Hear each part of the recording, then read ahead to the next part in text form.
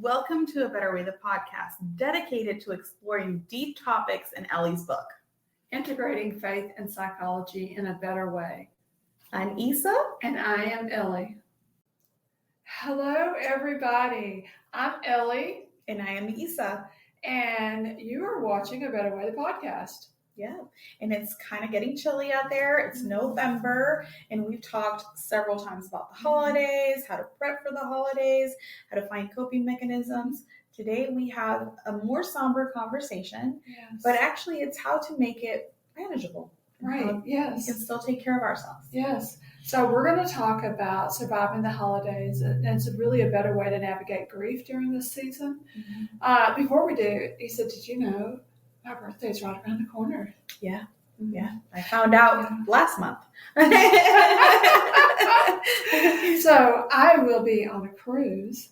So, but that's enough about me. Let's talk about. That's pretty exciting. Yeah. So who wants to be Ellie? Yeah, I know, right? Okay. So grief during the holidays. I think people mention it all the time. Right. Yeah. You hear it in passing, like, "Oh, holidays are hard for people," and it's one of those platitudes that's like we say it very out loud, but we don't think about what that means. Right. I think we automatically assume death.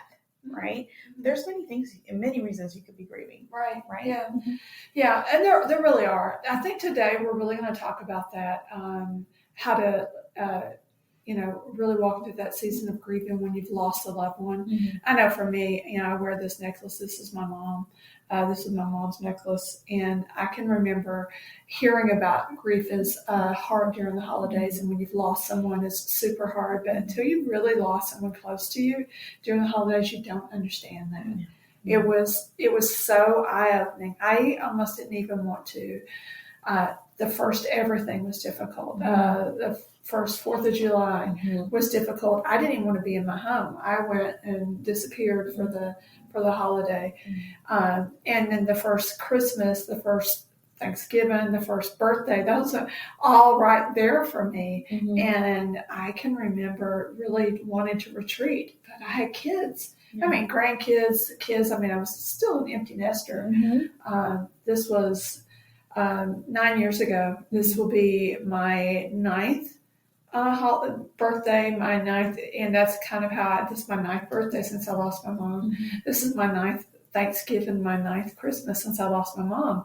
And, I've lost other people in my life, but just really that, my father passed away when I was super young. I was a teenager. But losing my mom was rough. It was almost like it was an orphan at this point. And so I really had to, because everybody tells you, "Oh, honey, she's in a better place." And she's still not with me, though. Exactly. Exactly. Yeah. But, it was almost like I was being shamed for grieving the loss of my mother. It was almost like I didn't have faith in God because I missed her. And I know that my faith is strong and I know where she is, but she's not with me. Yeah. And that was what I was missing. I was grieving her being with me. And a lot of it was grieving the time that I wish I would have spent with her. Yes. And I was going to get to that. Sometimes you might be grieving somebody that wasn't even good in your life. I'm not saying that's Ellie's situation, but it could be somebody that departed in a season where you don't feel like you had closed ends, where you had made amends. That sometimes can be even more painful, like an estranged parent or an estranged child, and that you not only feel the grief and the loss of them, but of what could have been, of what should have been. Yeah. And that's a lot to process when everybody's talking about family and being together. Yeah. And if you have core memories with them, that's even harder. Core memories around the holidays, sitting around the table, Christmas morning, Thanksgiving dinner and meals. And it's going to come up. Again, we said this in the previous episode. You might want to suppress it. You might want to stand on like, I know she's with Jesus.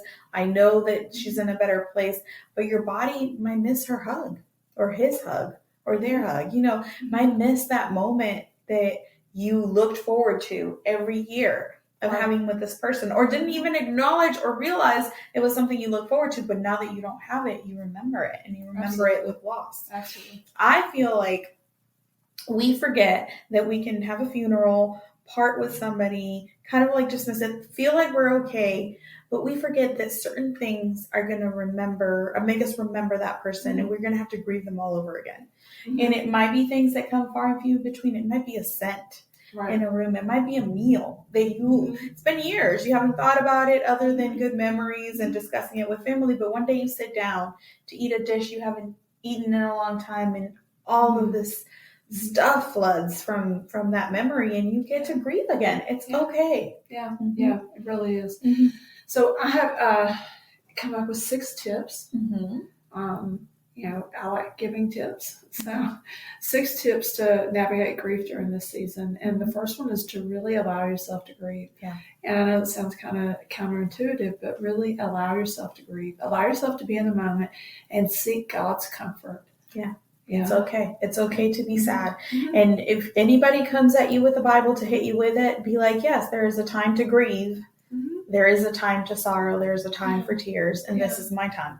Like, this is my time for that. There's also Jesus wept, and Jesus went on his own to heal when John the Baptist was decapitated, and he's Jesus, and he knows exactly where these people are, and he has the power to resurrect and the power to but you still can miss what people brought into your life here. Like, we'll meet in heaven, yes, and I'm looking forward to seeing my mother in heaven, and I'm looking forward to seeing all the people that I have lost throughout my life that mean something to me, and giving them a hug and spending that season and that time with them.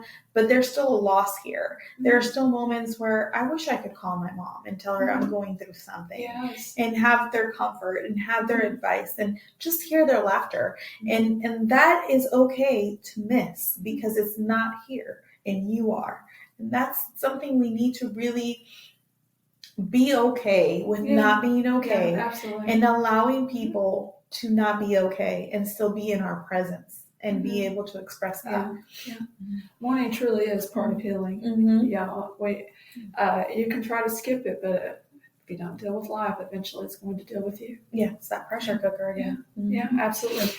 So the next tip is really lean on your faith community for support. If you don't have a faith community, if that's not, kind of just lean on people that would naturally support you.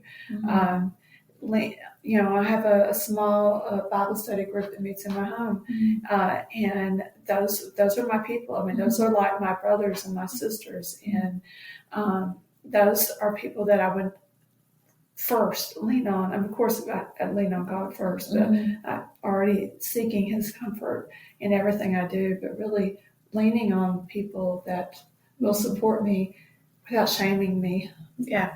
And that's very interesting that she says that. And I know it's going to look like a deviation, but it isn't. She just triggered a memory in me. I've always been like, I lean on God. I'm going to lean on God. I just have to trust in God, right? And God sends people.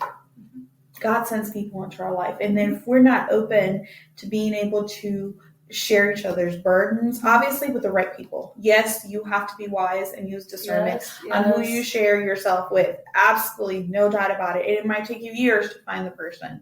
But if you don't try, if you don't open up, if you don't share life with people, if you don't share the grief, the joy, and the sadness with people, you will never know who are the people that are equipped to come to you. And I experienced this recently where I'm praying for support in a particular way, and I'm praying for God in a particular way. I know God is there. I know he hears me, and there's a comfort to that. But there is a longing as people that we need other people to connect with. But then all of a sudden is like I'm isolating myself. I'm not allowing people to love on me because I'm not making myself available to that. And God is trying so hard. He's like, I already talked to like 5 people. He said, they're just waiting to see you. You're like, where are you? And waiting for you to say yes. And then if somebody reached out in the right way, of course, God knew I needed to be reached out in that particular way. But I'm just saying it's going to come through people. And it's going to come by you being vulnerable and open to people about it. Yeah, absolutely. Absolutely. One of the things that God would send to me is we had this lady in our church, and she would come and give me the hugs. You know, I used to call her my mom hugs. You know, and it felt literally like God put my mother, and I know God didn't do this, right? Yeah. But God, it's almost like God put my mother in her to give me that hug that she would be giving me. And it was so comforting for me and something that I really needed. And He will send people to not only comfort you, but to share your burdens with you. But, you know, again, like you said, really being discerning of whether or not these people can be trusted. But, you know, and that's almost where sometimes forgiveness has to come in place, because not everyone is a safe person. And, you know, just really understanding who's safe, who isn't safe, and really leaning on them for support. And, you know, kind of working through, allowing yourself to work through the grief. Yeah. And also understanding that, not like we spoke in other episodes, not everybody's equipped to carry certain burdens. They have their own trauma, their own triggers. Just be discernful, but also trust the process. Share how you're feeling. And if you right away feel like people can't even handle that you're feeling a certain way, you know that's not for them. Don't take it personal. Don't hold it against them. Be grateful for their friendships and the parts that they do, you know, compliment you, and then move on to somebody. It could be potentially almost strangers that understand you better. Right. That's where therapy comes in and can be very helpful to even identifying healthy relationships that can help you cope. Absolutely. So next is creating new traditions that reflect hope and healing. You know, I have traditions that I've put in place that remind me of my mother, whether it's wearing her necklace when I'm feeling really disconnected from her, just really needing that extra boost. I wore this on my very first speaking engagement because I was nervous as I get out. But, you know, it's being close to her. I know she's not in this necklace. It's just a symbol of her love for me. And so that's very helpful for me. What are some traditions that you might have? For me, honestly, is meditating. When I lost my mom when I was very young, so I don't have a ton of memories to go back to, but just meditating on who she was, who people tell me she was as a woman, and just honestly kind of speaking to God, almost like, can you send this message to my mother? You know, I have done that. I know that God is listening to me, and I know that she was a believer and died a believer. And then I know that I'll see her again in heaven. So it's like, I just kind of send that, and I do get comfort back. And then I start thinking, or God redirects my attention to my own children. Like, you know, you may not have your mother, but you have your children. Maybe be that for them. It's going to be different for everybody. For me, I really have to reflect. I have to go inward because I don't have a lot of tangible things, a lot of core memories with her. I do have some very strong memories, and of her brushing my hair, of her cooking in the kitchen, just like, it's more like scenes. I don't know the sound of her voice. I don't remember things like that. So I was 3 years old when she passed away, but I do have some very strong memories, and I have people's anecdotes of my mother, and I can tie those in together and just hope that in some way I get answers from that. Just her character. Yeah, absolutely. So the next thing is really practicing daily gratitude and reflection. It's really, you know, what are some of the things that you can be grateful for, whether or not it's I'm grateful for the fact that I had my mother for as long as I did. I'm grateful that, that not that I didn't call, you know, we don't cause people to accept Christ, you know, we don't, but the Holy Spirit does that. But my life was enough of an example for her to bring her to Christ. And when she died a believer and strong in faith. If I could have half the faith that she had, in the end, she would be, when people would come and pray for her in the hospital, she said, no, don't pray for me. I know I'm good. I want you to pray for my kids. I want you to pray that this isn't, that me going isn't going to devastate them. Those are the kind of prayers that my mother had. I mean, to be like that was you know, and so I'm so grateful for the fact that I was able to be there with her in the end, and I was able to witness this as she witnessed some things from me. Yeah. And that's that. Yeah, long like that missing. It kind of reminds me when you're going through life and you get those shoulder taps. Like maybe Ellie comes to my forefront of my mind while I'm driving. To me, I always take that as like a prompt from the Holy Spirit to either pray or reach out, right? Pray for that person or reach out and just pray. Just trust that their person's in my mind for a particular reason and that I need to either pray or text or call or both, right? And I see when we come and we think of people we've lost, I think we should do the same thing. I think we should pray.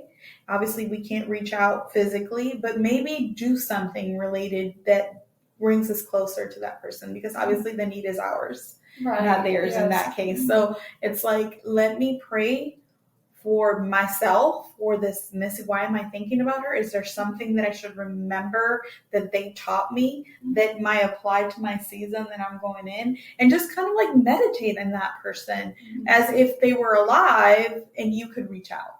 Right. But just reach out to those memories, the good, something you had to process. Maybe it has to do with an estranged person that you lost, that you are regretting not going through things, and they're coming into your mind, and instead of falling into shame or destructive grief, I'm going to call it destructive grief because grief is important, but destructive, the one that makes you feel like you shouldn't go on in life, like there's nothing more to, because that there's some toxic ways of dealing with death and loss, and so maybe it's something you get to process in that moment and be, like, I'm here for a reason. Maybe I need to honor their memory a certain kind of way. What would I have said? What about the people around me that instead of me focusing on this person that is gone and I can't make amends with, who is alive today that I have relationships to mend? And put your energy and your focus on that.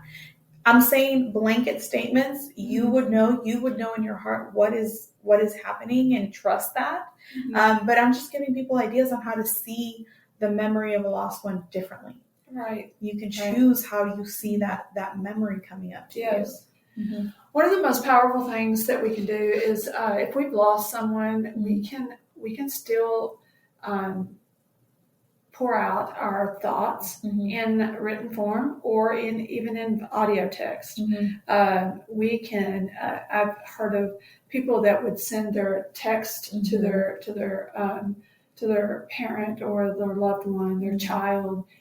Listen to old voicemails. Yeah, absolutely. Read old letters. Absolutely. I have a video of my mother that I play back sometimes of her making biscuits and gravy, and so I like to play that back sometimes. I have a poem that she wrote that I like to listen to. I've tried not rewriting the poem, but writing a response to that poem, and I can only get so far.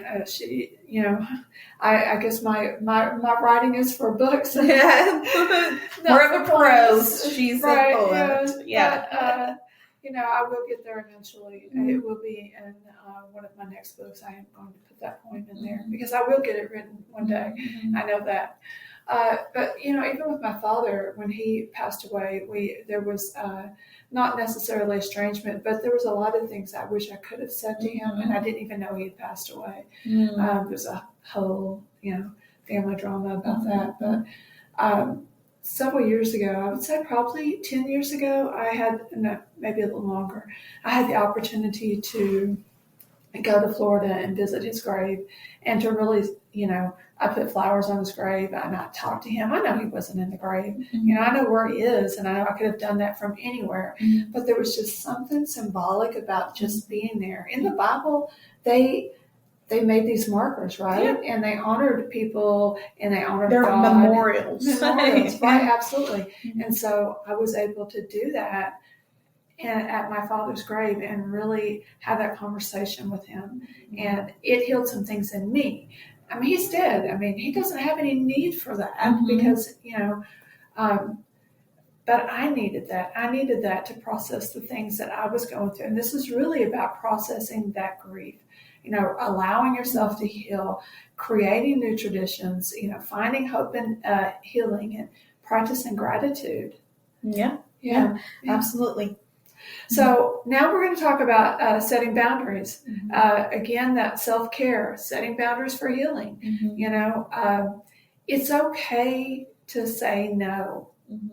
No is a complete sentence. Yeah, it is. No. Capital N.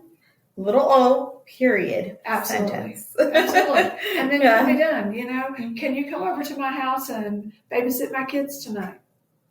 No. And this is Do what kids. what a rambling sentence would look like. So you said no, which is a complete sentence, and that in itself should be enough. Sometimes we feel like we have to justify ourselves. And we're like, no, right now, and we go into this litany of things that actually makes us feel worse because now we're oversharing sometimes, or feeling like somehow we're wrong, and we talk ourselves into, okay, maybe I'll go for a little bit, when it was no.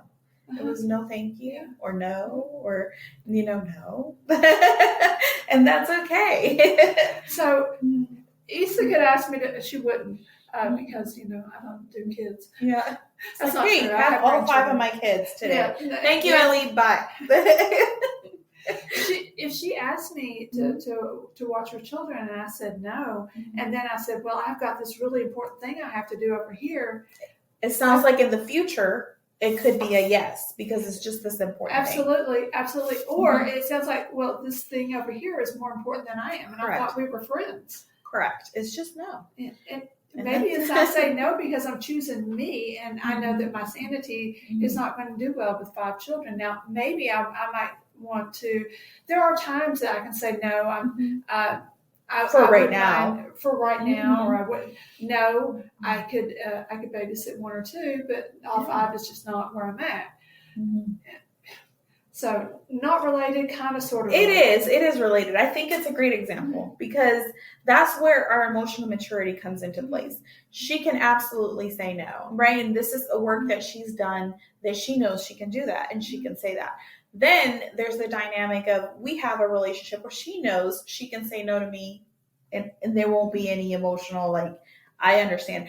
Actually, it's furthermore, I wouldn't ask her because I know she's in a different season of her life. It would have to be a really big emergency, and I would have had to gone down my phone tree of people that I know have children my age right now that can handle it. Like, I'm just going to say it. I would go to Betty. That's normally she comes to me. I go to her, because we both have 5 children. We have children about the same age. They can play with each other. And we understand the dynamics of all the kids running around. Yeah. So that would be the kind of like the order. I would go to Ellie because absolutely everybody's just in crisis right now.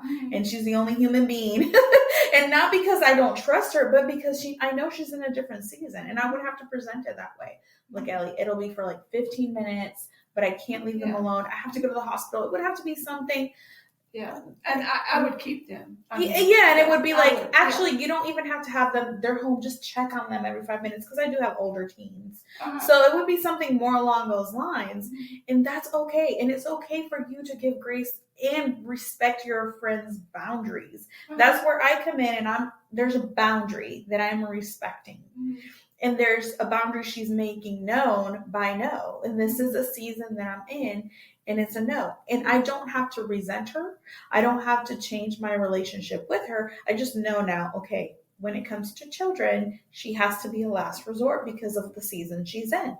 And you can even assess that before she even told me. I understand that. I'm not going to be our pastors. We have friendships that we decide automatically, sometimes unduly, that because we have a great relationship in one area, that we get to just kind of like put all these other parts of our lives that aren't related into another person. And you have to use discernment and really be open in your relationships so that both they know what season of life you're in and you know what season of life they're in. I do believe there's a level of disrespect when we decide that because you're my friend, you have to say yes to me all the time. Oh, absolutely. And there's a level of maybe you're not actually my friend if you believe I have to say yes all the time. Yeah. So anybody who knows me knows how much I love pottery, and I love to share my my passion about pottery with my friends.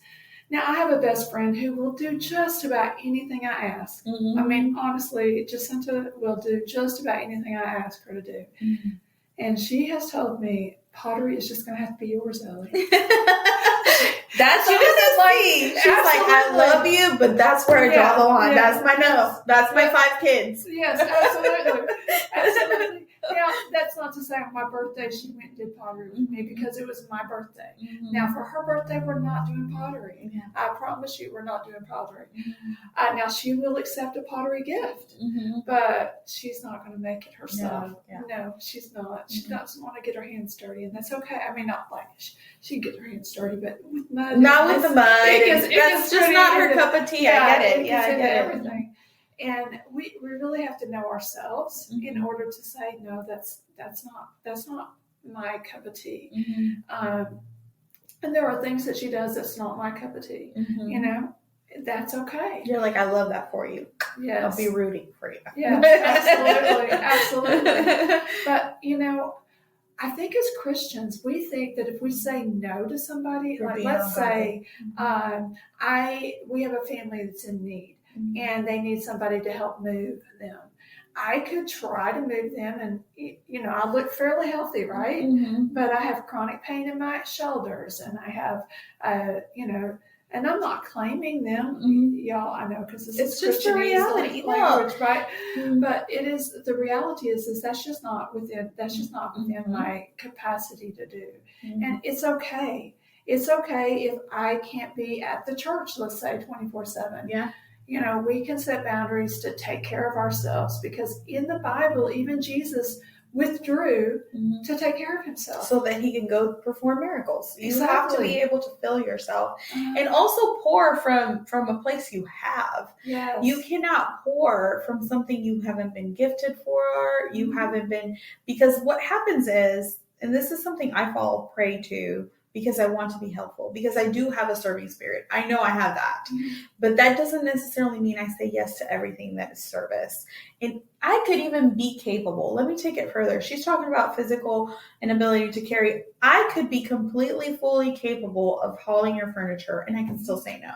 And I can still be in a right position because I have to say no to good things in order to be available for my things. When I say my things, I'm not talking in a selfish only perspective, which is, there's a place for that. But I'm talking about the things that I'm called to do. Right. Because I could be saying yes to helping you move, but I have all this task list that I am committed, anointed, tasked to do that I ignore because I don't want to say no to you, because I don't want to hurt your feelings. I'm not being honest to you, to myself. And then I leave from helping you still unfulfilled because I abandoned something that was something I was called to do. And that happens in life with relationships. And when we're not feeling full and we're not feeling in a particular way, we say yes to things, sometimes to distract ourselves, but we're hurting people because we're not fully there, and we're hurting ourselves because we're not allowing ourselves to be refreshed, replenished, refilled so that we're more effective in our pouring. And I think that's what we're trying to go. I know it looks like we went away from grief, but it's just a matter of be able to say no, and that be enough explanation. Build relationships in which people understand that your no is still well-intentioned, right? That you still care. Build that kind of relationship so you don't feel like you have to justify every no. You don't. Just like you don't have to justify every yes. Hardly ever do we say yes and why we're saying yes, right? Yeah. But we tend to over-explain our no's. And it's like, it's guilt, it's shame, it's all these things. And you have to acknowledge that. Yeah. Now, I'm not saying you can't tell my friend. I feel like if you are willing to be available in the future, honestly and truly, maybe there's an explanation. Not today, but how do you think if tomorrow, if you want to do it tomorrow, I'll be able to help you? I feel like that's a reasonable no and some extra stuff. But if the answer is no, whether it's today, tomorrow, or after tomorrow, it's just no. Yeah. Sorry. I don't do that. It's fine. You don't even have to say sorry, I don't do that. I think there's a part of me that still feels like I need to give you an explanation. Yeah. But in reality, it's just no. Yeah. And we need to build relationships and build boundaries in which we're comfortable with that. And that we built enough rapport with people to know if I'm saying no, it's because it's no. Because I am there for you in other ways. Yeah. I'm just not about that life. Yeah. Okay, last one. Anchor yourself in the hope of eternal life. You know, when my mother passed away, and I was so blessed to be able to be in the room with her. Some people may think that's a little gory, and that's okay. But just where she was, I felt like I was able to, almost like someone had sent me a poem beforehand, and it was just so beautiful. But it was almost like I could see Jesus taking her hand in his, taking her hand and putting it in his. It was almost like there was a passing off. And so I take so much comfort in the fact that I know where she is. And, that's where that anchoring myself in the hope of the eternal. I know where she is. I know she's dancing with Jesus. And if she were to be given the choice to be here or there, she would choose there. Walk it throughout this life and fulfill the purpose that you're here to fulfill. But when it's time to go home, know that you have an eternal life that's not here. Yeah, and rest in that, and know that we're at peace. There's nothing. It's kind of like that. There's nothing you can do about the future or the past. When it comes to life and death, there's nothing we can do other than try to be present with people while they're here, and then just hold on to what we got from our relationships while they're gone, and know that there is a hope and there's a future. And what you want to do is work on people while they're here, so that we recognize each other in heaven, and we get to see and hug each other in this other place. And it's almost like you have this connection with a person that's in another dimension. You can look at it that way. You're like, she's not here, and I'm sad because I want to laugh. I want to hear her laugh.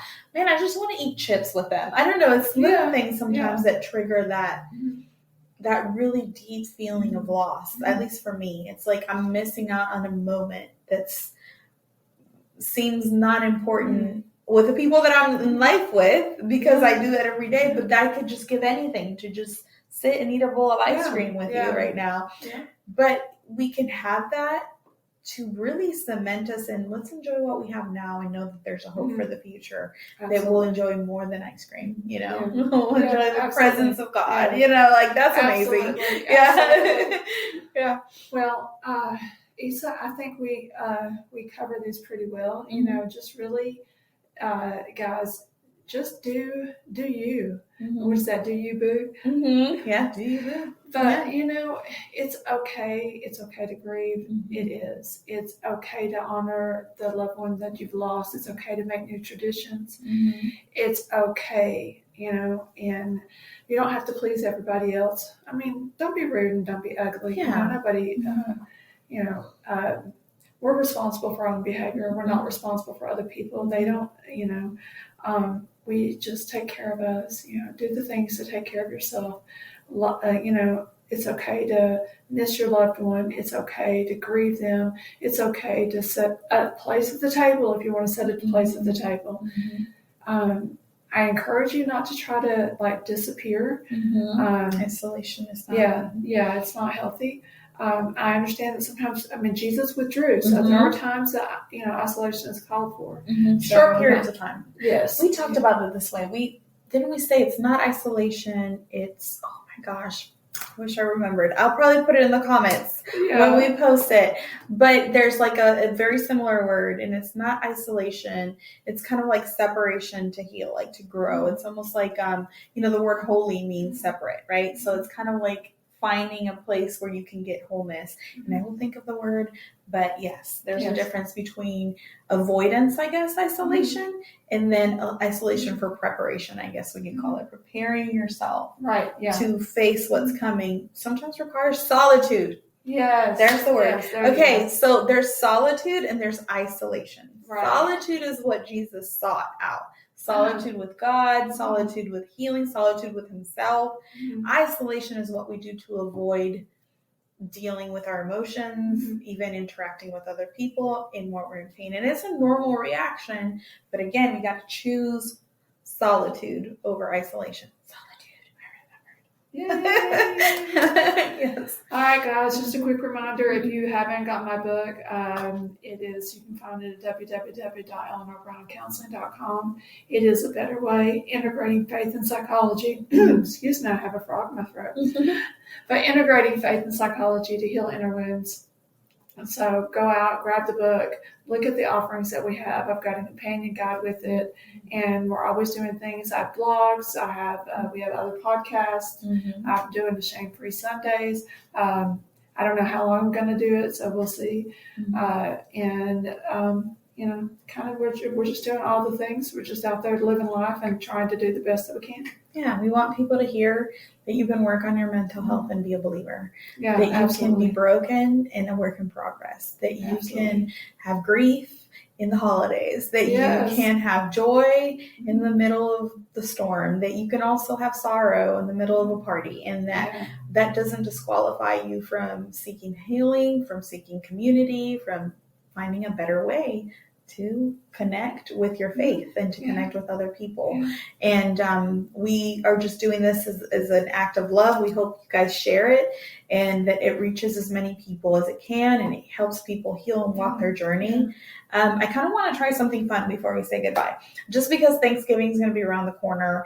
And I just want people that have seen it just to comment what they're making for Thanksgiving. So like everybody has different traditions. I know you said Christmas Eve you do a traditional Italian meal. I'm just curious, who does turkey, who does ham, who does both, who does, what do you guys prepare for Thanksgiving? And Taco Bell is perfectly acceptable, no judgment, whatever it is that you do. You may not even celebrate it. Feel free to share that and be like, it's just a Thursday. That's perfectly fine. I'm interested in hearing that, because we talk about new traditions. You might be giving somebody an idea on how to transform a holiday into something different. They might want to try one of your traditions and see if it works for them. So share your traditions. I'll be sharing mine. Yay. Yeah. All right. Well, we will see you guys next month. All right. Bye-bye. Isa and I would like to thank you for watching this episode of A Better Way.